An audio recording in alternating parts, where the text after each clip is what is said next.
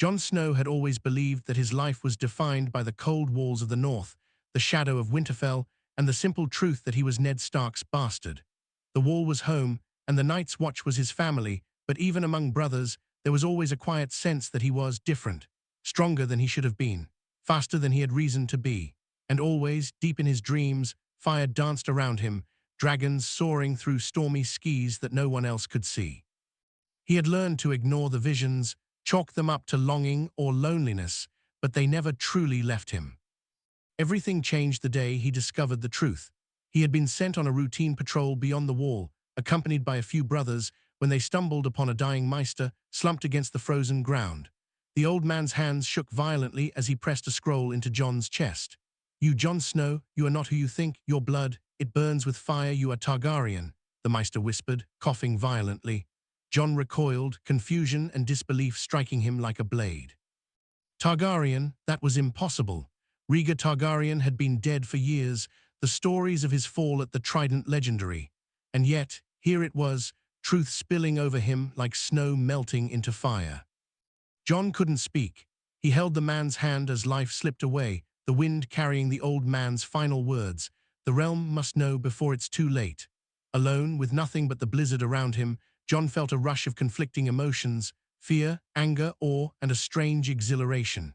Everything he had known about himself, his place, his purpose, was a lie, and yet the revelation felt like a key turning in a lock he didn't know existed. Returning to Castle Black, Jon was quiet, distant.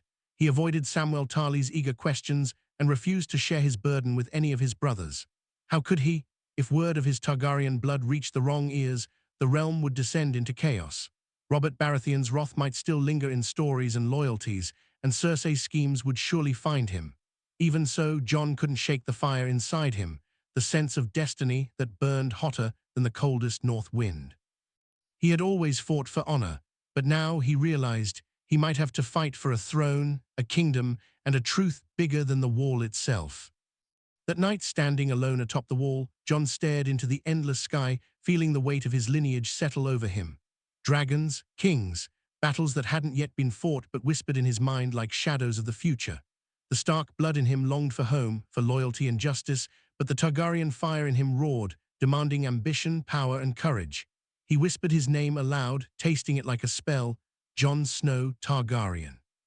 The sound felt strange, yet inevitable, as if the world had been waiting for him to speak it. For the first time, Jon Snow didn't feel like a bastard of Winterfell. He felt like a storm rising over Westeros, a force that could change the course of history. The wall, the Night's Watch, even the threats beyond it, they were no longer his limits. They were only the beginning. The realm would soon learn that the boy they thought was a bastard carried the blood of kings, and that the fire within him could burn brighter than any sword, any army, or any dragon. And Jon knew, deep down, that the moment he embraced this truth, nothing would ever be the same again. The days after the Maester's death felt heavier than any winter storm Jon had ever faced. He moved through Castle Black like a shadow, polite but distant, listening to the chatter of his brothers but feeling miles away. Samwell Tarly, worried about Jon's silence, finally cornered him in the library, books stacked haphazardly around them. "Jon, what's wrong? You've been different since you returned," Sam said, eyes wide and nervous. Jon hesitated, the weight of the secret pressing down on him like the wall itself. Could he trust anyone with the truth? Could he even trust himself to handle it? Finally he spoke, his voice low but steady. "Sam, there's something you need to know, something about my family, about who I really am." Sam blinked, his hands gripping the edge of a table. Jon could see the worry, the fear, and the curiosity battling in his friend's face. Slowly he told him everything, the Maester, the scroll, the revelation that Rhaegar Targaryen had been his true father, and that Ned Stark had hidden him to protect him from Robert Baratheon's fury. He spoke of dragons he had never seen but felt calling to him, of a fire inside him that he could no longer deny.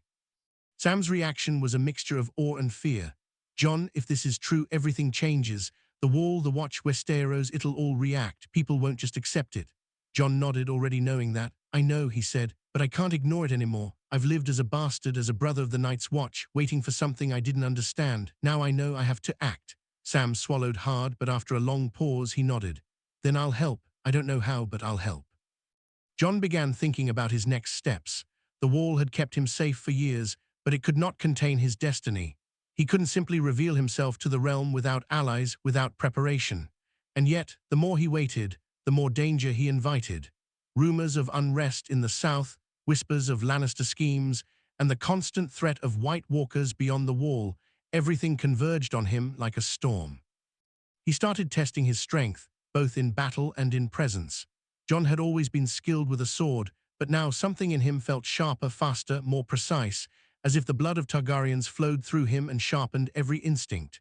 Nights were spent in meditation, imagining dragons circling overhead, flames dancing along their wings, imagining himself riding one. He had no dragon yet, but the dreams felt real, almost like a call he could answer. Yet the revelation also brought a dangerous awareness.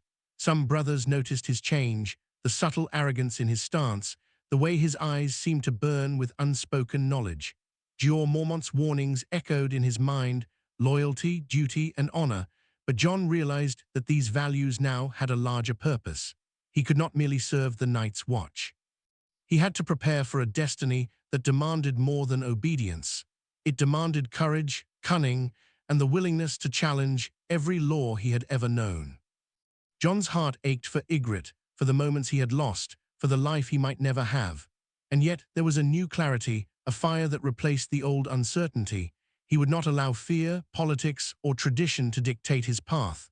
The world had lied to him, kept him in shadows, but he would step into the light even if it scorched him, even if it burned everything he loved. As the wind howled against the wall that night, Jon felt it like a song of challenge and promise. He was no longer just Jon Snow. He was the heir of Rhaegar Targaryen. He carried fire in his veins and a destiny that could not be denied. And when the time came, he would show Westeros that the boy they thought was a bastard could rise higher than any king, fiercer than any dragon, and unstoppable in a world built on lies. Jon couldn't ignore the weight of his secret any longer. He had always followed the rules, lived by the Night's Watch code, but now that code felt like chains holding him back from the fire inside. He began moving with purpose, observing his brothers not just as comrades, but as pieces on a board he needed to understand. Some he could trust, some he knew would never accept the truth, and some would betray him the moment they suspected he was more than a bastard of Winterfell. He spent long hours speaking quietly with Sam, learning everything he could about history, the Targaryens, and the dragons that had once ruled the Skees. "Dragons are gone, Jon," Sam said, frustration in his voice. "Even if you're Targaryen, you can't just summon them out of legend." Jon shook his head, a spark lighting in his eyes. "No, Sam, they're not gone, they're waiting. And I'll find them, I have to. If the North falls or the South tears itself apart, only fire will save it." Word of Jon's unusual behavior began to spread through the Watch. He challenged some of the brothers to training duels, testing their strength and showing a confidence that bordered on arrogance. Many whispered behind his back, calling him prideful, reckless, or worse, but Jon didn't care. He needed to see who would stand with him when the truth came out, who would follow not Jon Snow the bastard, but Jon Snow the rightful heir of Rhaegar Targaryen. The first confrontation came sooner than he expected. Sir Aliza Thorne, always skeptical, cornered Jon on the yard one morning. "You've changed, Snow. You think you're better than us. Stronger than the Watch itself. What's gotten into you?" Jon met his gaze without hesitation, the fire in his eyes unmistakable. "I'm not just Jon Snow anymore," he said calmly. "There's more to me than the wall, more than Winterfell, more than duty, and I won't hide it." Thorne sneered. "Ha, a bastard playing at power, you'll fall." Jon didn't answer. He didn't need to. The fire in him said more than words ever could. Even at night, Jon's mind raced with visions of fire and dragons. In his dreams, 3 great beasts circled above him, scales glinting, wings cutting through storm clouds. He could feel their heat, the vibration of their power deep in his chest. He woke trembling, a mix of fear and exhilaration. He knew the dreams were real, or as real as a man could feel when destiny itself seemed to reach out and pull him forward. Jon's decision became clear. He could no longer wait for the world to shape him. He had to step into it and shape the world himself. First, he would gather the loyal, those who believed in him, those who could survive when the wall fell silent and the North turned its eyes south. Then he would reclaim what was his by blood, not by honor, not by chance. The realm might resist, but fire and blood, as old as the Targaryens, would always find a way. And beneath it all, a quiet thought burned in Jon's mind. If he could awaken the power of the dragons, if he could summon the fire that belonged to his bloodline, then no army, no king, and no Winterfell or Cersei Lannister could stand in his way. He was no longer just a boy raised in the shadows of honor. He was a storm rising, a fire waiting to burn the lies from the world, and the first steps of his destiny had begun.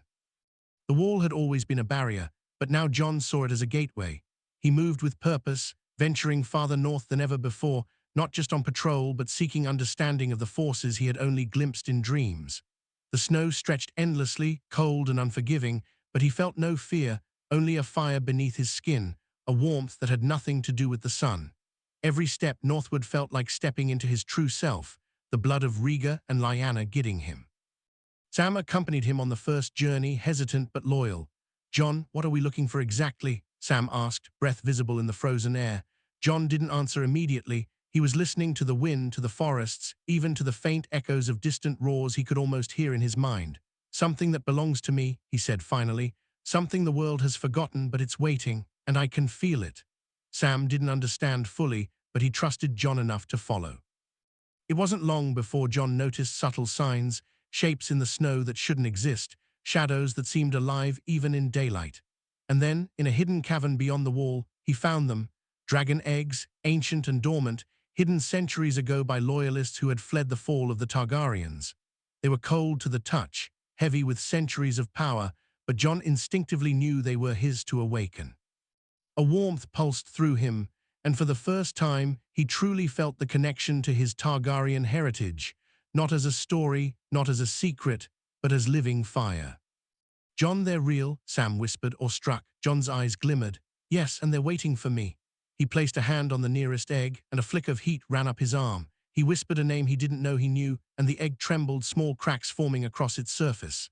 Sam stepped back, fear and amazement in equal measure, but Jon remained calm, feeling a bond form that went beyond logic or reason.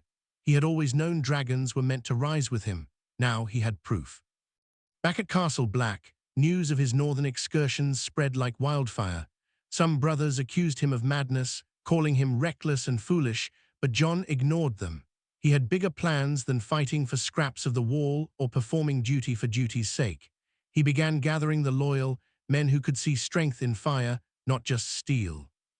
They were few but fiercely devoted, willing to follow him into the unknown, because there was something in Jon's eyes that inspired awe, fear, and hope all at once. Even as he consolidated his followers, Jon felt the weight of the world pressing southward. The realm was in chaos, and Westeros could not wait for him to grow comfortable in his own bloodline. He began sending messages, carefully crafted, to allies and distant lords who might recognize the legitimacy of his claim. He could feel eyes on him now, unseen, evaluating, calculating, and perhaps plotting against him. And he knew he would have to be smarter, faster, and fiercer than anyone expected. At night he returned to the eggs, whispering and practicing patience, feeling the heat of Targaryen fire awakening within him. Dreams of dragons circling the skis, of armies kneeling, and of a throne that he had never sought but now could not ignore filled his mind. He was no longer Jon Snow of the Wall. He was Jon Targaryen, the heir who had been hidden, underestimated, and now unstoppable. The fire in him was growing, and soon the world would see that the North had more than a Stark to fear. It had a storm ready to burn across Westeros. Jon returned to Castle Black with a new sense of purpose, and it was impossible for the Night's Watch to ignore the change. The brothers whispered behind his back about his arrogance, his confidence, and the strange heat in his eyes that seemed almost unnatural. Some called him reckless, some feared him, and a few watched with awe, unsure if they were seeing a man or something more. Jon no longer cared about whispers. He had a greater purpose now, one that stretched far beyond the frozen wall. Called Sam to his side in the dead of night, scrolls and maps spread across the wooden table. "The North can't wait for the South to collapse on itself," Jon said, his voice calm but firm. "I need to know who might help me and who will stand in my way. I'm not just Jon Snow anymore, I am Targaryen. The blood of dragons runs in me, and that changes everything." Sam's eyes widened. If the realm finds out, Jon, it could start a war. Even lords loyal to the Starks might turn on you. Jon's gaze hardened. Then they'll see that fire is stronger than fear, and the world will have no choice but to acknowledge what has been hidden for too long. Word traveled south through secret messengers and trusted allies, carrying the hint of a Targaryen heir alive and well. The whispers reached Winterfell, where Sansa's cautious mind began to question everything about the boy she had known as her half-brother. Beyond the wall, Jon's own brothers of the Watch grew uneasy. Some questioned his loyalty, others began quietly pledging themselves to him. He didn't force their allegiance. He simply showed strength, intelligence, and a fire in his blood that could not be denied. But the most dangerous eyes were those in King's Landing. Cersei Lannister, ever wary of threats, learned of the rumors. A bastard of the North claiming Targaryen blood. If true, it could spark rebellion, weaken her grip, and give enemies a figure to rally behind. She began moving pieces quietly, plotting assassins, spies, and alliances to crush this Snow Targaryen before he became more than a whisper. Jon knew she would come for him. He could feel it in the air, in the currents of gossip, and even in the fear of some northern lords who didn't want the chaos of a new heir rising. Jon's nights were restless, haunted by dreams of dragons circling over icy mountains, their shadows stretching over a kingdom that might soon bend or break beneath his claim. He had touched the eggs, and the warmth within them grew stronger every day, a tangible promise of power that he would need if Westeros did not bend willingly. He could feel himself changing, his instincts sharper, his courage fiercer, his patience thinner. He was no longer a boy raised in shadows. He was a man who could command fire, ice, and loyalty in ways the world had never seen. The first real test came when the White Walkers advanced near the wall. Jon knew he could no longer ignore the threat beyond the north. Dragons or no dragons, the army of the dead was real, and it would not wait for politics. He rallied his brothers, both loyal and hesitant, and prepared them not only for survival but for dominance. Jon's strategy was unlike anything the wall had seen. He combined brute strength, cunning, and a fiery will that inspired those around him. For the first time, many of the Night's Watch believed that the boy they once dismissed might be something far greater, a storm that could decide the fate of all Westeros. And yet Jon knew the greatest battles were not yet upon him. Dragons were waiting, the South was restless, kings and queens schemed. He had claimed his truth. But claiming the world would require more than fire. It would require strategy, ruthlessness, and the courage to do what others would not. Jon Snow was no longer a bastard of Winterfell. He was a Targaryen rising, and soon the realm would have to face a force that had been hidden in shadow for too long. Jon knew words alone would not be enough. The realm would not bend to whispers of Targaryen blood. It demanded proof, power, and presence. He returned to the hidden cavern beyond the wall, standing before the dragon eggs with a calm he had never known. His fingers traced the smooth, ancient shells, and for a moment he closed his eyes, imagining fire erupting from them, imagining dragons bending to him as they had once done to his father. The warmth beneath his palm grew, pulsing with life. Jon whispered names that felt instinctive, almost sacred, and a tiny crack appeared in one of the eggs. It startled him. Fear, awe, and exhilaration washed over him all at once. The egg shivered, then split further, revealing the faint outline of a dragon's head, scales glinting like red embers in the dim cave. Jon stepped back, feeling the raw power radiate off the creature. He realized this was only the beginning. The dragons were his to awaken, and through them, his legitimacy would be undeniable. Sam stared wide-eyed beside him, muttering, "Jon, it's real, it's really real." Jon nodded, not taking his eyes off the hatchling. "It's mine, Sam, and it's only the start." News of Jon's rising power, though still hidden, could not stay secret forever. The whispers reached King's Landing quickly, and Cersei's sharp mind recognized the danger. A living Targaryen, with fire at his command and northern loyalty behind him, could threaten her throne and the stability of her family. She began sending spies north, quietly testing loyalties, attempting to uncover how far Jon had come and whether the rumors were true. Jon, however, was already prepared. His instincts, sharpened by blood and fire, allowed him to sense intrigue and deception before it could reach him. He began countering with subtlety, planting misinformation, testing the allegiances of those around him, and drawing a web that extended far beyond the wall. At the same time, Jon began to assert himself among the northern lords. The news of a true Targaryen heir alive in the north stirred old fears and ambitions. Some, wary of Lannister plots, quietly pledged support, while others whispered doubts and plotted to strike before Jon could gain too much influence. Jon did not threaten them openly. He let the power in his blood speak, his confidence, his courage, and the presence of the growing dragon stirring belief that this was no boy to dismiss. Every conversation, every word, was a step toward building an alliance strong enough to challenge even the most stubborn lords of Westeros. Yet Jon's personal struggle never ceased. He missed the life he had lived, the brothers of the Night's Watch who trusted him, and even Ygritte, whose memory lingered like fire on cold stone. He knew embracing his Targaryen identity required sacrifices, personal, emotional, and political. But every step he took, every dragon egg that stirred beneath his touch, every lord he swayed with presence alone reminded him that destiny demanded these sacrifices. The fire inside him was no longer metaphorical. It was real, tangible, and unstoppable. Then came the first true test of his rising power. A messenger arrived from the south, bearing the seal of the Lannisters, warning Jon to abandon his claim or face annihilation. Jon read the words carefully, letting them sink in. He crumpled the parchment in his fist, feeling the blood of Rhaegar rise in him. He would not kneel, he would not hide, and he would not let fear dictate his actions. That night he returned to the dragon hatchling, its eyes gleaming with intelligence and fire, and he whispered, "We rise together, and the world will remember." For Jon Snow, the boy raised in shadows and lies, this was the moment he stepped fully into the fire. He was no longer a bastard of Winterfell, no longer merely a man of the Night's Watch. He was the heir of Rhaegar Targaryen, a master of fire and destiny, and the realm would soon learn that the true storm of Westeros had only just begun. The next weeks were a whirlwind. Jon spent long hours in the hidden cavern, speaking to the dragon hatchling as if it were a living mirror of his own soul. The creature was small, fragile in appearance, but Jon could feel its strength growing with every heartbeat.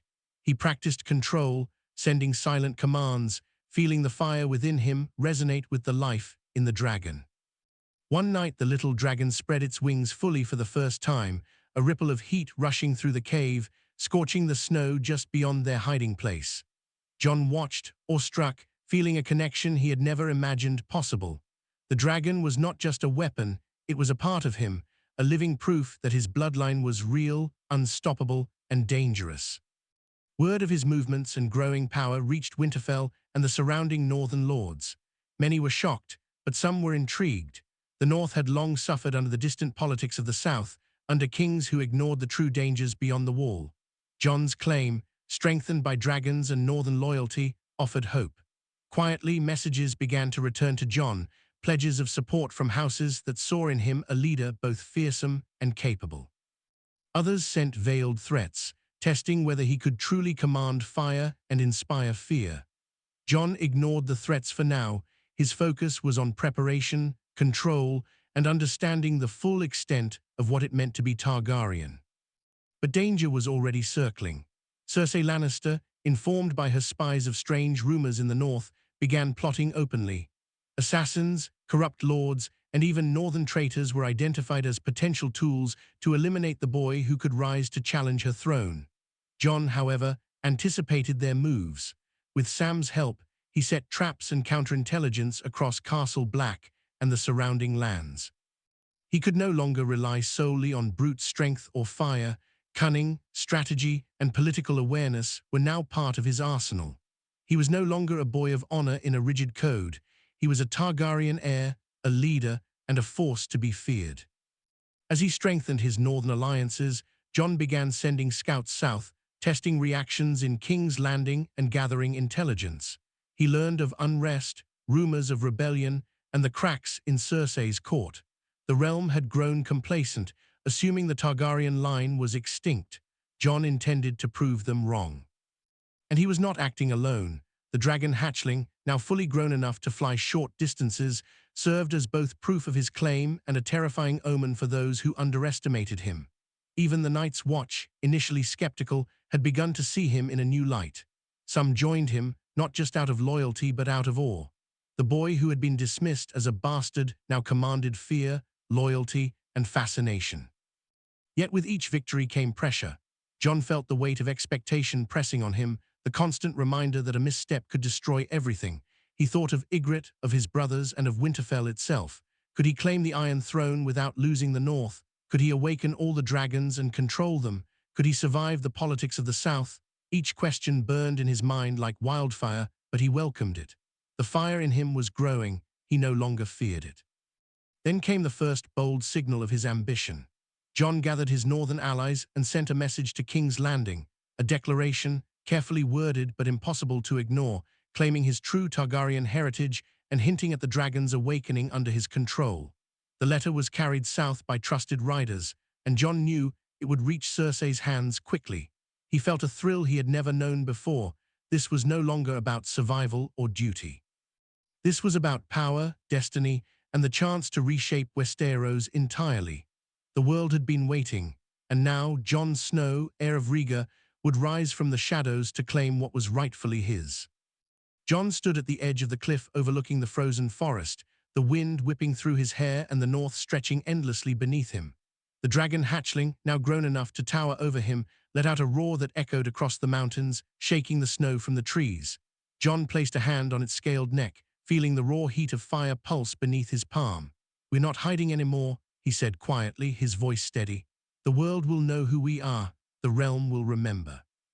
The dragon tilted its massive head, as if understanding him completely, and with a beat of wings, they soared into the sky, leaving a trail of warmth and power across the frozen landscape. Word of the dragon's flight spread quickly through the north. Lords who had been unsure now flocked to Jon, pledging loyalty and resources. The wall no longer seemed like a fortress, it was a launching point. The north, long fractured and wary, was beginning to see Jon not just as a Stark or a Snow, but as a Targaryen, a leader with fire in his blood and dragons at his command. Even skeptics began to whisper, wondering if they had misjudged the boy who had once been dismissed as a bastard of Winterfell. Meanwhile, in King's Landing, the news reached Cersei like a knife to the chest. A Targaryen heir alive, commanding dragons and rallying the north. Her fury was immediate, her fear palpable. Spies had confirmed the reports, an army forming, dragons flying over the north, and a young man whose fire seemed almost supernatural. She called her council, demanding strategies to eliminate him before his influence grew too strong. But Jon's moves had been calculated. He had anticipated spies, messages, and threats. Already, misinformation had been planted, allies tested, and the realm's eyes subtly manipulated. Jon's patience and cunning were now as dangerous as his fire. Jon knew he couldn't remain in the north forever. He had to step beyond familiar lands into the south, where the real test awaited. The dragons, growing stronger each day, were ready, but so was he. He began moving south with a careful force, loyal northern lords, trusted Night's Watch brothers, and messengers who carried his words like weapons. Every village, every town, every noble who saw him and the dragon understood. This was not a boy, this was a force of history reborn. Yet Jon's heart was heavy with responsibility. He thought of Winterfell, of the brothers he had left behind, of the lives that would be altered by his rise. He thought of Ygritte, lost to him, and the innocence he could never reclaim. Ambition had become his companion, but so had guilt. Every action he took would have consequences, every display of power would leave scars. And still, he pressed forward, knowing that hesitation was a luxury he could no longer afford. The first true confrontation came at a border town loyal to the south. Jon arrived with the dragon circling above, the heat of its fire radiating across the frozen ground even as the town burned with awe and terror. Soldiers who had once served local lords now hesitated, unsure whether to attack or surrender. Jon dismounted, his eyes scanning the crowd, his voice calm but commanding. "I am Jon Snow, heir of Rhaegar Targaryen. I do not come to destroy, but I do not fear fire, blood, or war. Those who pledge loyalty will be protected. Those who resist will burn." The words, paired with the dragon's low growl, left the crowd in stunned silence. This was only the beginning. Jon had shown the realm a glimpse of his power, his claim, and the fire that ran through his veins. The north had rallied, the south had taken notice, and the dragons were waking. But he knew that stronger opposition awaited: Cersei, the Lannisters, and every lord who would see a Targaryen heir fall before claiming their throne. Jon had ignited the first spark, and soon Westeros would burn with the storm of a rightful heir returned. Jon Snow rode through the northern forests with a confidence he had never known before, the dragon soaring above him, wings cutting the cold air with a thrum that shook the earth below. The fire in the creature's throat glimmered like embers, a reminder of the power now firmly in Jon's hands. The little hatchling had grown into a magnificent beast in just a few weeks, its scales a deep crimson, wings strong enough to lift it high above the tallest trees, eyes glinting with intelligence that mirrored Jon's own. He could feel the connection, not just as a Targaryen to dragon, but as leader to symbol, as a man whose bloodline demanded recognition. Every time he touched its scales, warmth coursed through him, reminding him of who he truly was and the destiny he could no longer ignore. The news of his presence and the dragon's flight had spread farther than Jon imagined.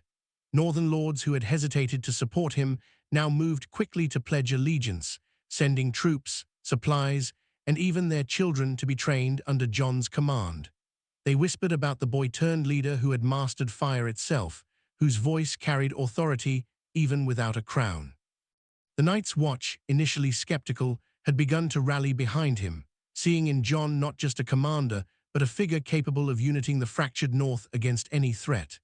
Even old skeptics, men like Sir Alistair Thorne, were forced to acknowledge that Jon was no longer merely a Stark bastard. They could feel the power, the destiny, and the fire that followed him wherever he went. Yet Jon knew that loyalty won with or alone was fragile. He began strategic councils, planning not just for survival, but for conquest. Sam, ever the scholar, became his voice of history and strategy. Together, they pored over maps, learned the movements of southern armies, and tracked the weak points in King's Landing's defenses. Jon's patience and careful planning impressed even the most hardened northern lords. He understood something crucial. The realm would never bend to his claim merely because he wielded fire. He had to prove that he could rule, protect, and command loyalty across every battlefield.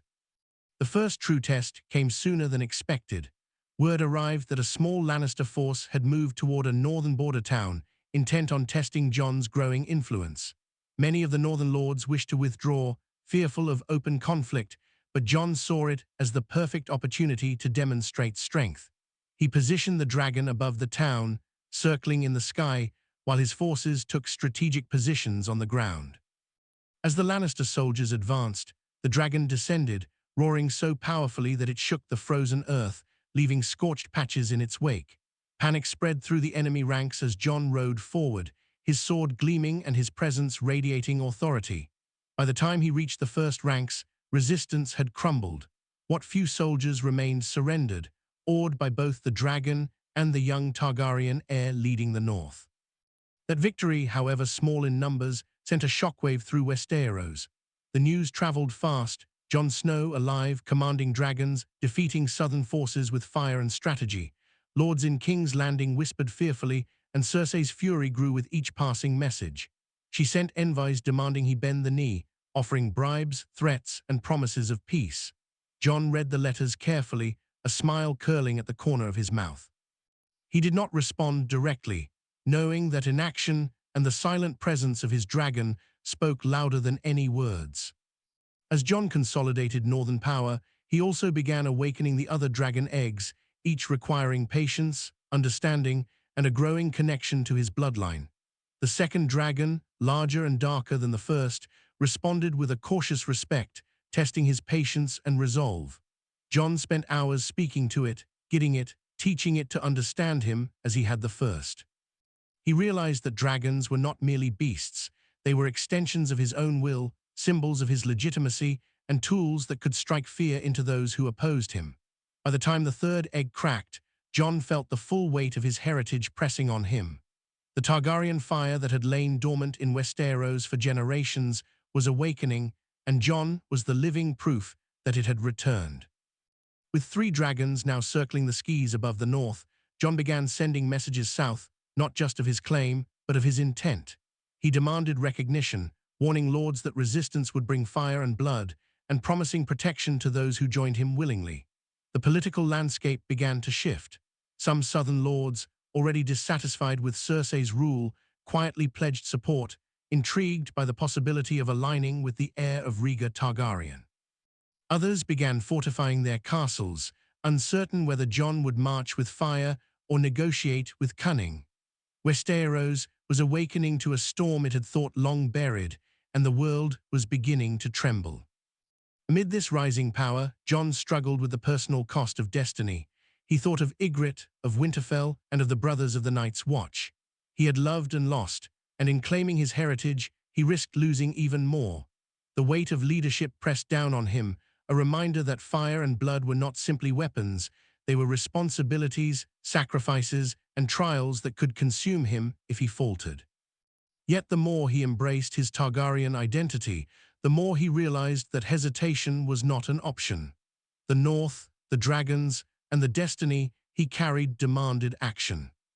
The first direct message to King's Landing arrived in the form of a letter, sent by a trusted northern lord, outlining Jon's claim, his lineage, and the awakening of dragons under his command.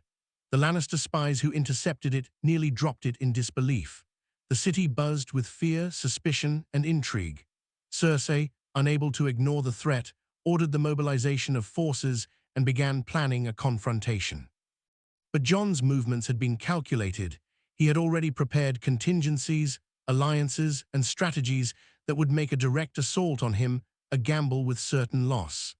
The balance of power had shifted, and Westeros, long complacent, had finally been reminded that fire and blood had not been extinguished. Night fell over the north, and Jon returned to his dragons, standing among the three creatures that now filled the sky with their immense presence.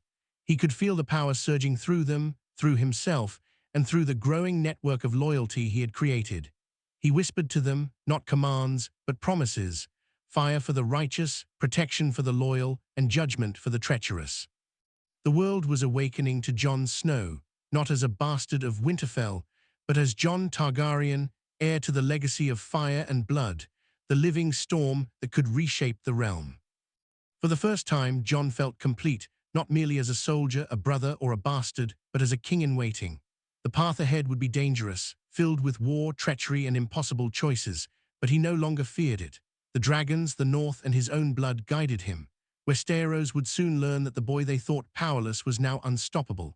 Fire had returned to the world, and Jon Snow, the hidden heir of Rhaegar Targaryen, was ready to claim his destiny. The first rays of dawn cut through the cold north like a blade, painting the snow in hues of gold and crimson. Jon stood atop the cliff where he had first flown with his dragon, the three creatures circling overhead, wings slicing the sky with a sound that echoed like thunder. He had grown into a leader who commanded not just respect, but fear, loyalty, and awe. Lords and soldiers who had once doubted him now knelt before him or sent tributes of allegiance. The Night's Watch, once wary of his ambitions, now followed him without question, ready to fight not just for the wall, but for the heir of Rhaegar Targaryen. The letters to King's Landing had begun their work. Cersei's paranoia deepened daily, her court buzzing with whispers and spies reporting strange sightings in the north. Dragons, once thought extinct, had been spotted in the skies. Soldiers claimed to hear the roar of fire-breathing beasts. And Jon Snow, the boy they had dismissed, had transformed into something far more dangerous, a Targaryen heir wielding power that could not be ignored. Cersei tried to consolidate loyalty, bribing lords, threatening northern allies, and sending assassins disguised as merchants or travelers. But Jon was always one step ahead, anticipating moves before they were made, countering with intelligence and patience honed by years beyond the wall. Jon called a council of his northern lords in a hidden fortress, a place fortified not only against men but against treachery. Sam pored over maps and reports while Jon listened, weighing every move. "We can't march south recklessly," Sam warned. "Cersei has numbers, gold, and soldiers who are loyal to her. We need strategy, Jon, not just dragons and fire." Jon nodded, his gaze drifting toward the dragons perched on the cliffs. "I know, Sam. The dragons are more than weapons, they are proof. But sometimes proof is enough to make men fear what they cannot resist, and fear can be used wisely." The first display of power came sooner than expected. A southern lord, sent by Cersei to test Jon's forces, arrived at the edge of the northern territories with a contingent of soldiers. Jon watched from the cliff, the dragons circling, their shadows falling across the frozen fields. He dismounted, standing tall and calm, letting his presence speak before he uttered a word. The southern commander saw him, eyes wide, and for the first time hesitated. Jon raised his hand, and the largest dragon roared, a torrent of heat and fire rolling over the landscape. Soldiers froze, armor scorching where sparks landed, their courage faltering before the sheer presence of fire. Jon spoke then, his voice steady, echoing across the valley. I am Jon Snow, heir of Rhaegar Targaryen. I do not seek needless war. Those who submit will live, those who resist will burn. Choose wisely. The Southern Lord faltered, sweat running down his brow as he considered the flames, the dragons, and the man who commanded them. Without a word, he dropped his sword and surrendered, bowing to Jon. The victory was bloodless, but its message was deafening. Jon Snow was no longer a boy, no longer a bastard. He was a force of destiny, and the realm would bend before him or break. The victory emboldened Jon. He began sending envoys south, negotiating with lords who were discontent with Cersei, offering alliances backed by the power of dragons and the loyalty of the north. Some lords pledged quickly, seeing the inevitability of Jon's rise. Others hesitated, torn between fear of Cersei's wrath and awe of a Targaryen heir with fire in his veins. Jon's strategy was precise. He gave hope to allies, fear to enemies, and always left the option of surrender open, knowing that those who bent willingly were far more useful than those crushed by fire. Still, the personal cost of power weighed on him. Nights were sleepless, filled with visions of fire, ice, and blood. He thought of Winterfell, the brothers he had left behind, and the woman he could never have. He wondered if embracing his destiny meant sacrificing the parts of Jon Snow that had been human, loyal, and kind. But the dragons, the north, and the blood of Rhaegar reminded him constantly. He could not hesitate. Hesitation was death in a world ruled by fire, politics, and ambition. The first full-scale battle came when a contingent of Lannister forces moved against a town allied with Jon. He positioned the dragons carefully, instructing northern soldiers to advance in concert with their fire-breathing allies. The dragons' power was overwhelming. Soldiers scattered, siege equipment burned before it could be used, and morale collapsed within moments. Jon led the ground assault, sword in hand, inspiring his men with a presence that combined northern strength and Targaryen authority. By the end of the day, Jon's forces held the town, casualties minimal among his allies, and the victory sent shockwaves across the realm. Westeros was no longer dismissive of Jon Snow. They feared the heir of Rhaegar Targaryen. Cersei, furious, ordered her armies south immediately, sending her best generals to crush Jon before his influence could spread further. She underestimated, however, the combination of northern strategy, loyalty, and the dragon's power. Every engagement tested Jon's leadership, every battle honed his instincts, and every victory strengthened his claim. Jon realized that the throne was no longer a distant dream. It was within reach, but reaching it required both fire and cunning. Brute strength alone would not win a crown. Diplomacy, patience, and political intelligence were just as vital. Amid the victories, Jon's relationship with the dragons deepened. Each one seemed to recognize him as their true master, responding to gestures, thoughts, and whispered commands. Nights were spent flying over the northern forests, testing coordination, imagining the battlefield as a chessboard, dragons as pieces, soldiers as pawns, and himself as both king and queen of the game. He practiced restraint, learning that fire could inspire awe or terror, but indiscriminate destruction could also turn allies into enemies.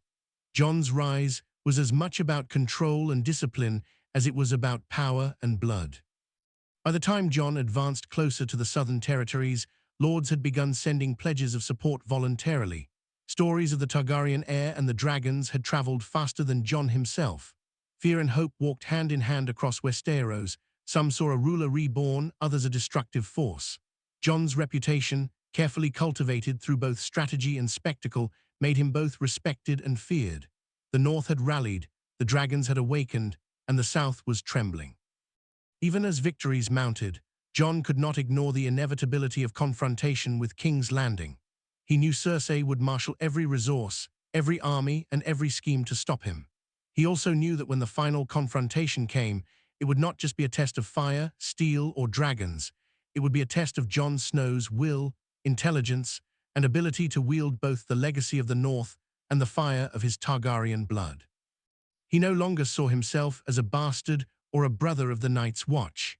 He was a storm rising, a fire burning, a force of destiny that Westeros could neither ignore nor stop easily. And as the three dragons roared above him, their shadows stretching across the snow like harbingers of a new era, Jon understood fully.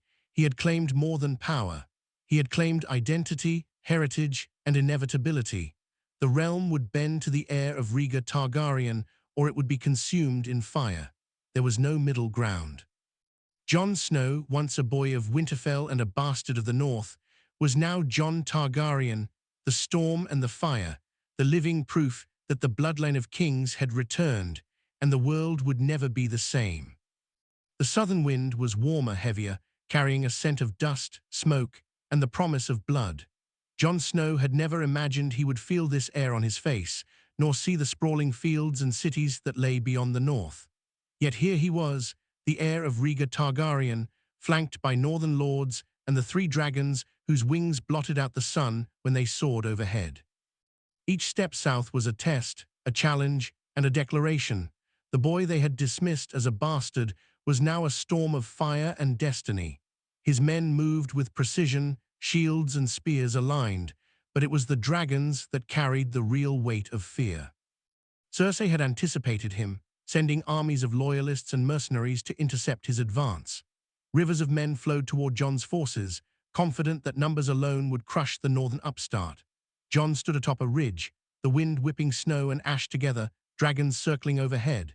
He studied the formations, noticing hesitation in the ranks, uncertainty in the eyes of some soldiers who had already heard whispers of the northern Targaryen and seen the fire-breathing beasts. Jon's lips curled in a faint smile. Fear was a weapon as powerful as any sword, and he intended to wield it with precision. The first strike came as dawn broke over the battlefield. Jon signaled with a subtle movement, and the largest dragon lunged from the sky, a torrent of fire spilling across the southern soldiers. Chaos erupted instantly, men screamed, horses panicked, and siege equipment burned before it could even be deployed. Jon rode forward, sword in hand, cutting through the first wave of confused soldiers with northern precision, his presence a beacon of authority. The northern lords who followed him fought with renewed vigor, inspired by the heir of Rhaegar leading from the front. By midday, Jon's forces had broken the southern lines. Few lives were lost among his allies, but the Lannister forces were scattered, routed, and humbled by a combination of strategy, leadership, and dragons. The aftermath of the battle sent tremors across Westeros. Messengers carried news to every corner of the realm. Jon Snow, the hidden Targaryen heir, had not only survived the march south, but had defeated a southern army with fire and steel.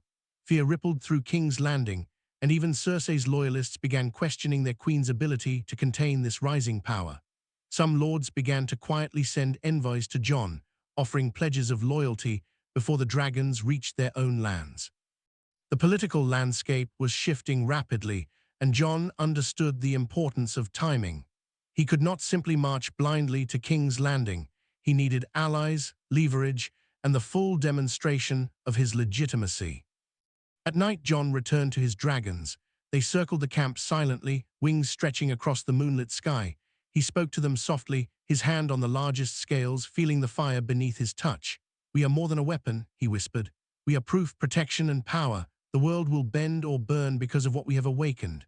The dragons responded instinctively, leaning into him, their eyes reflecting loyalty and understanding. Jon felt a surge of pride and purpose.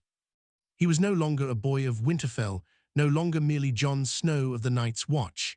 He was the heir of Rhaegar Targaryen, a man who had claimed fire, blood, and destiny itself. As Jon prepared for the next move, intelligence arrived that Cersei had fortified King's Landing, marshalling her forces and creating traps for his advance. Jon studied the city, the walls, the river approaches, and the surrounding terrain with a strategist's eye. He understood that a direct assault would be deadly, even with dragons. He needed a combination of diplomacy, intimidation, and decisive action. Letters were sent subtly to discontented lords in the Reach and the Westerlands, offering alliances and promises of protection. Jon's reputation had spread like wildfire. Fear and hope worked together to sway loyalty. Men who might have resisted a northern lord now considered the power of dragons too dangerous to ignore. Then came the first political gambit. Jon sent a messenger to King's Landing under banner of peace, a letter addressed to Cersei herself. It spoke not just of his claim as Rhaegar's heir, but of the reality of dragons, the loyalty of the North, and the inevitability of change. The letter was delivered under the gaze of her spy masters, and Cersei read it with fury, her lips tightening.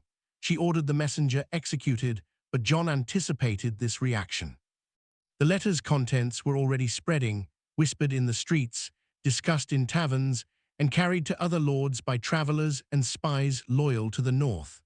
Fear of Jon Snow and his dragons was growing faster than her armies could respond. The next confrontation was closer to the city. Jon positioned his forces near a river crossing that controlled the approach to King's Landing.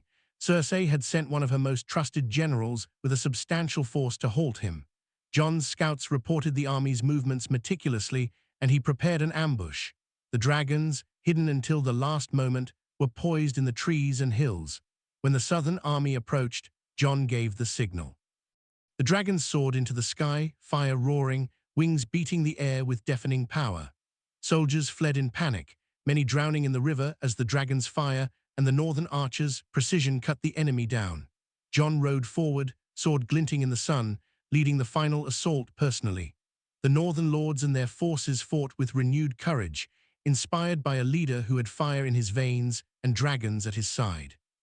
By sunset, the southern army lay in ruins. Jon's forces had taken minimal casualties, while Cersei's troops were scattered, demoralized, and terrified. Jon stood amidst the battlefield, dragons circling overhead, a symbol of power and inevitability. The message was clear. The Targaryen heir had returned, the north had rallied, and fire would not be ignored. Envoys from surrounding territories began sending letters of allegiance, offering soldiers, food, and strategic support. The political and military momentum had shifted irrevocably in Jon's favor. Yet despite the victory, Jon remained cautious. He knew Cersei would retaliate, that King's Landing was fortified, and that the southern lords would still resist until the dragons proved too dangerous to oppose. He also understood that leadership demanded more than victories in battle. It required diplomacy, patience, and the ability to inspire loyalty even from those who feared him. Jon spent the nights strategizing with Sam and his northern lords, planning every move meticulously, ensuring that each step south brought him closer to King's Landing without unnecessary losses.